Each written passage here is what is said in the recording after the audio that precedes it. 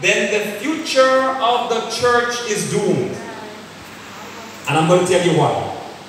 This book contains information about God's promise of a future inheritance for the saints. And I'm going to outline that to you in a minute. So John weeps. And then he hears a voice saying, a strong angel said, don't weep. Because what?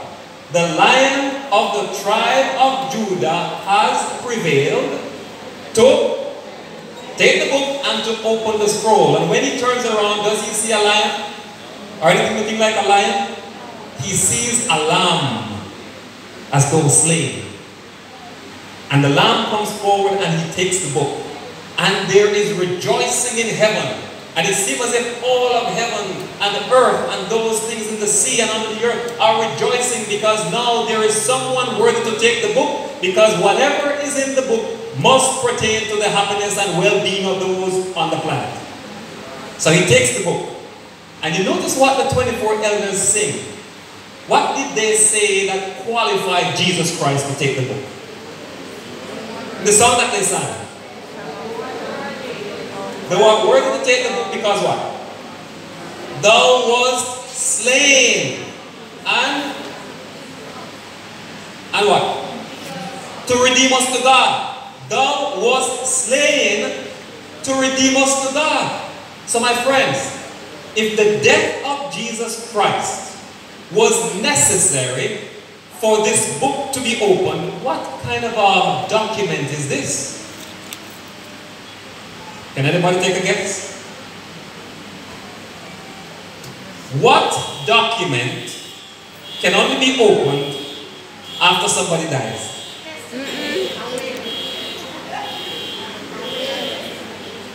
Will? Testament? Let me ask you another question.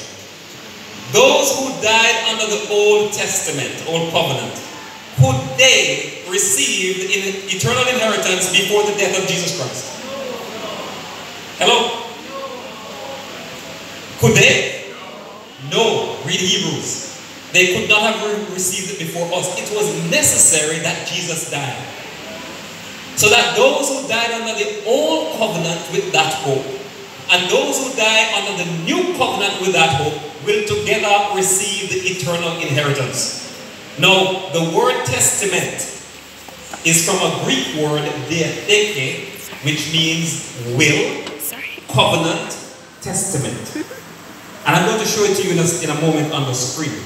That Jesus made a covenant or a testament that all of us should receive the eternal inheritance if we accept Him as our Lord and our Savior. It is critical.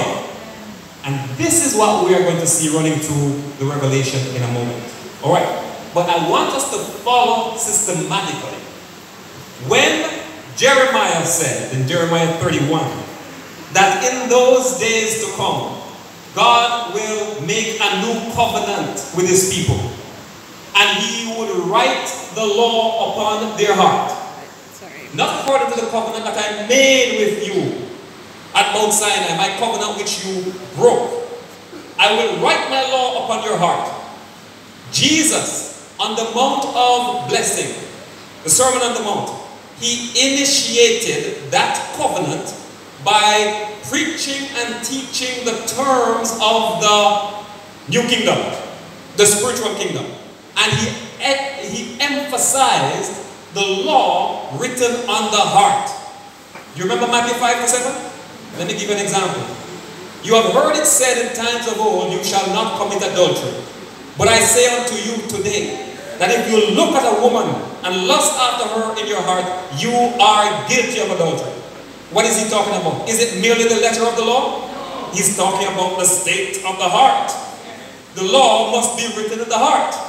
And whereas the covenant at Mount Sinai, after God gave the 10 commandments, and then the laws and the statutes that were written in a book, Moses took the blood of animals and he sprinkled the book and he sprinkled the people and he said to them, this is the blood of the covenant which God has made with you today.